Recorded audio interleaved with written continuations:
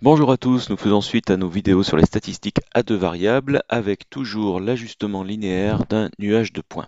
Nous avons vu la méthode de Mayer et nous allons bientôt découvrir la méthode des moindres carrés. Dans un premier temps, nous allons parler de paramètres des séries à deux variables parce qu'effectivement la méthode des moindres carrés fait appel à un certain nombre de paramètres comme les moyennes, les variances et ainsi de suite. Commençons par les paramètres, l'utilisation également de la calculatrice pour obtenir un certain nombre de résultats et on va confronter les résultats dont on a besoin aux résultats donnés par la calculatrice.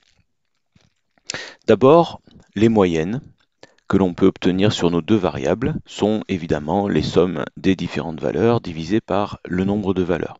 Alors évidemment, si on a affaire à un tableau de contingence, on aura des moyennes pondérées par des effectifs, mais grosso modo, on a ici le principe du calcul.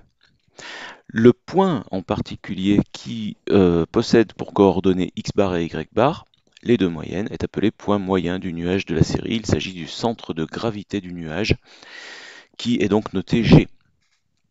Nous aurons besoin également des variances, donc qui se calculent sur les variations observées des valeurs de x autour de leur moyenne et des valeurs de y également autour de leur moyenne.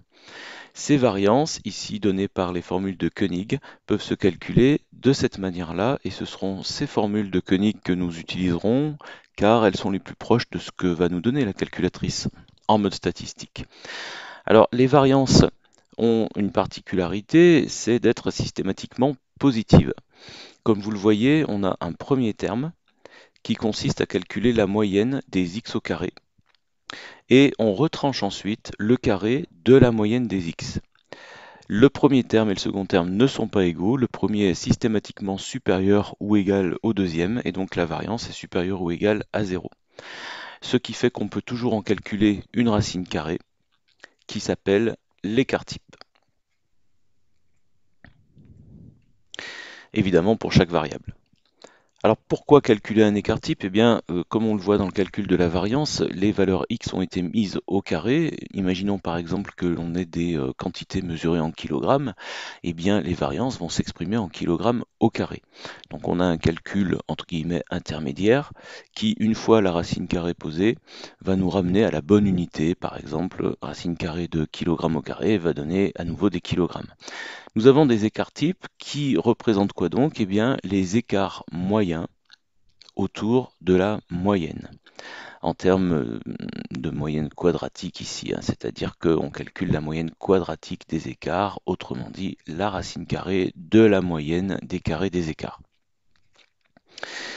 Pour l'instant, on a des paramètres qui sont indépendamment calculés sur x ou sur y. Or, bien sûr, si on fait des statistiques à deux variables, il faut confronter les valeurs de x et de y, et également les variations de x comparées à celles de y, et donc nous avons besoin d'un paramètre additionnel qui mêle les valeurs des deux variables. Ça sera la covariance. Elle joue ce rôle-là, et comme vous pouvez le constater, sa formule est une espèce de mélange entre les formules des variances de x et de y. Voilà, plutôt que de mettre x au carré, eh bien, on multiplie x par y. Ici, la covariance va donner un résultat qui n'est pas systématiquement positif, donc il n'existe pas de co-écart type associé. Dans 50% des cas, une covariance est positive, et dans les autres cas, elle est négative. Et ça veut dire quelque chose. Une covariance trouvée positive va nous montrer que globalement, y augmente lorsque x augmente. Ça n'est pas systématiquement, mais globalement. Et donc, on aura graphiquement un nuage de points montant, entre guillemets, hein, qui nous montre une tendance à la croissance de y en fonction de x. Et une covariance négative nous indiquera le contraire, une tendance à la décroissance globalement de y en fonction de x. Bref, la covariance peut être vue un peu comme la dérivée d'une fonction. Une valeur positive montre une croissance, une valeur négative montre une décroissance. Alors comment s'en sortir maintenant avec une calculatrice?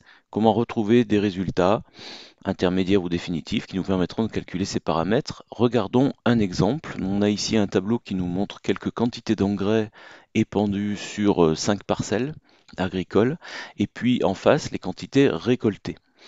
En orange, la première variable, je l'appellerai x, et en bleu, pour la récolte, on l'appellera y. Vous avez ici une série liste qui convient très bien aux calculatrices, puisque les calculatrices fonctionnent également avec des listes parallèles, verticales en plus. Donc vous allez entrer sur vos calculatrices. En liste 1, les quantités d'engrais, en liste 2, les quantités de récolte. Je précise pour les Casio ce que vous devez régler et pour les TI également. Donc nous avons des statistiques à deux variables. Donc sur les Casio, dans 7, dans les réglages 2 var, vous dites bien à votre calculatrice que les X sont en liste 1, les Y en liste 2 et qu'il n'y a pas de troisième liste. D'accord. Frec signifie en anglais frequencies, c'est-à-dire en français effectif. On n'a pas de troisième donnée dans notre tableau de départ qui contiendrait des effectifs, des nombres d'individus. En fait, chaque ligne du tableau correspond à un couple XY qui lui-même correspond à une parcelle, c'est-à-dire un individu. Donc sur les Casio, on mentionne 1 pour dire eh bien, la première ligne vaut un individu, est représentée par un individu, la deuxième ligne également, la troisième ligne, la quatrième ligne, etc. Sur les TI, on ne mentionne même pas la valeur 1, on ne met rien du tout. Alors, qu'est-ce qu'on obtient une fois qu'on a validé, qu'on a demandé les résultats? Eh bien, la calculatrice va nous donner les moyennes, écart type, nombre total de couples XY, petit n égale 5. Alors les moyennes, je les ai notées E de X, E de Y. Vos calculatrices vont les noter X bar, Y bar. C'était simplement pour vous montrer que deux notations existent pour parler de la moyenne. La calculatrice donne également des sommes. Alors, ne pas confondre sigma majuscule et E majuscule. On est sur l'alphabet grec. Et donc, par exemple, la calculatrice nous montre ici somme des x, c'est-à-dire qu'elle a additionné les valeurs x. Somme des x divisé par n, c'est la formule de la moyenne, c'est censé nous donner la moyenne. Et bien, effectivement, 670 divisé par 5 nous donne 134. La somme des x au carré intervient dans la formule de la variance. Donc on pourra l'utiliser telle quelle pour calculer d'une manière exacte la variance de la série en x, et puis évidemment en dessous on pourra faire la même chose en y. Regardons par exemple ce qu'on peut faire à partir d'un formulaire et en utilisant les résultats calculatrices. Eh bien, si le formulaire nous dit variance de x égale somme des x carrés sur n moins x bar carré, on n'a plus qu'à prendre les éléments qui nous intéressent pour finir le calcul. Alors évidemment, il y avait une autre possibilité pour calculer la variance de x, puisque l'écart type est la racine carrée de la variance. Eh bien, si vous prenez l'écart type donné par la calculatrice et que vous le remettez au carré, vous allez retomber sur la variance. Mais attention, il faut prendre beaucoup de décimales, si possible toutes celles que donne la calculette, pour obtenir un résultat relativement précis. Cette formule nous donne le résultat exact. Voilà, alors illustration pour la variance de y, en prenant les données cette fois-ci de cette deuxième variable, 10 051 divisé par 5, moins 44,6 au carré, on trouve la variance de y. Petite précision, n'allez surtout pas mettre la somme des x au carré pour dire j'ai somme x carré. 670 au carré, ça ne fonctionne pas. C'est-à-dire que ça n'est pas en additionnant les 5 valeurs ici et en mettant le total au carré que l'on va avoir la somme de 150 au carré, 80 au carré, 120 au carré, ça n'est pas le même calcul. Donc si dans une formule vous avez besoin de somme des x carrés, allez bien chercher la valeur qui correspond donnée par la calculatrice.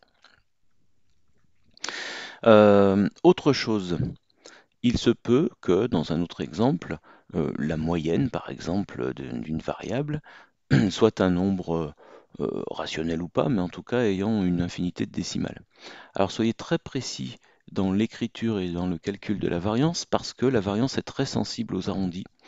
Il se trouve que les deux nombres que l'on retranche dans une variance sont le plus souvent très proches l'un de l'autre, et la variance représente simplement la différence des deux.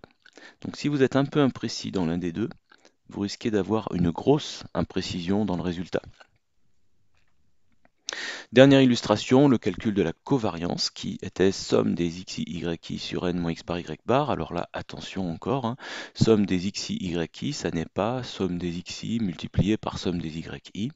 La calculette vous a donné ici somme des xi, yi 30 900, qui représente concrètement dans le tableau le calcul 150 x 46 plus 80 x 37 plus 120 x 46 et ainsi de suite. Cette covariance est positive. Ça signifie que y est globalement fonction croissante de x. C'est-à-dire, en revenant dans le cas concret du tableau, la quantité récoltée est globalement fonction croissante de la quantité d'engrais. En tout cas, c'est ce qu'on voit dans ce tableau. Est-ce que c'est vrai quelle que soit la quantité d'engrais? Je n'en suis pas sûr, puisque si vous placez dans une parcelle 2 mètres d'épaisseur d'engrais, vous n'allez pas récolter grand-chose à la suite de ça. Donc au moins dans un certain intervalle de quantité d'engrais, on observera effectivement une situation de croissance. Deuxième cas de figure, le tableau de contingence, le tableau croisé. Comment entrer ces données-là à la calculatrice? Alors, le cas concret ici, nous avons interrogé 100 personnes, ici en vert, sur leur âge, la variable x, et le nombre de fois où ces personnes sont sorties au cinéma dans les 12 derniers mois, variable y. Aucune fois, 1 à 11 fois, 12 à 23 fois, ou au moins 24. Les gens ont répondu sur leur âge et sur leur nombre de sorties au cinéma. Par exemple, 16 personnes ont entre 25 et 50 ans et sont sorties au cinéma de 1 à 11 fois. Ce tableau est un tableau croisé. Or, la calculatrice ne comprend pas les tableaux croisés. La calculatrice veut des listes parallèles. On va donc décroiser ce tableau pour la calculatrice. Et ça va nous obliger à commencer par la liste 3 qu'on va utiliser pour placer les effectifs.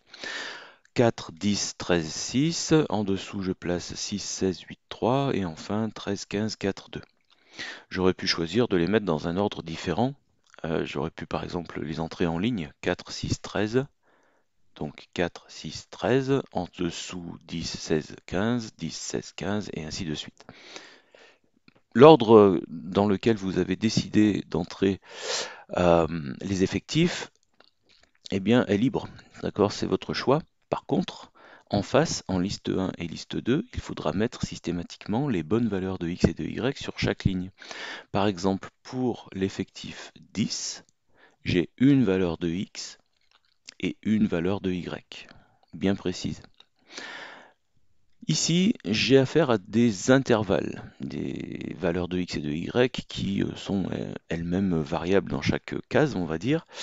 Et lorsqu'on est confronté à ça, eh bien, on doit prendre la valeur centrale de l'intervalle, c'est-à-dire la valeur moyenne des extrêmes. Par exemple, pour le premier intervalle 15-25, la valeur de x à entrer dans la calculatrice sera 20, la valeur centrale.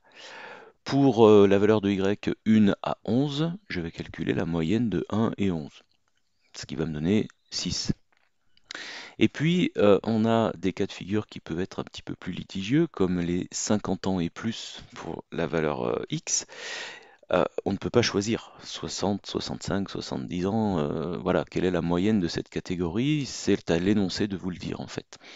Et donc ici, l'énoncé nous dira, prenons 60 ans pour la dernière tranche d'âge.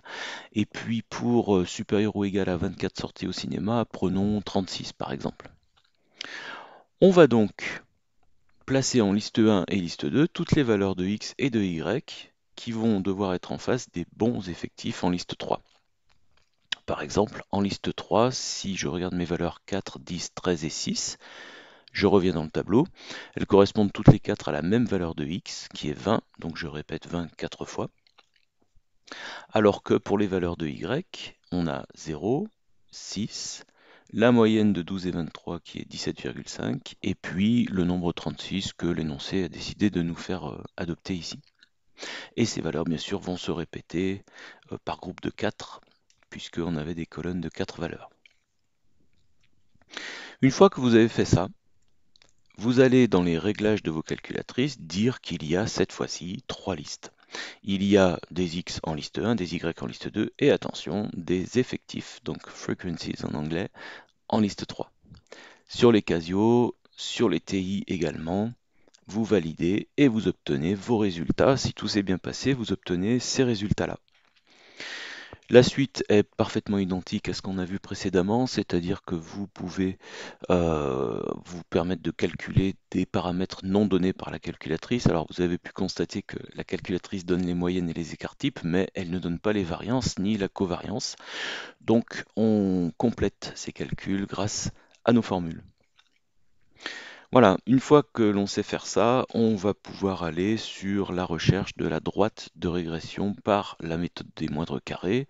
Dans la prochaine vidéo, nous allons présenter cette méthode. Nous allons également présenter le raccourci offert par la calculatrice parce qu'on n'a pas besoin de tout calculer à chaque fois. À très bientôt.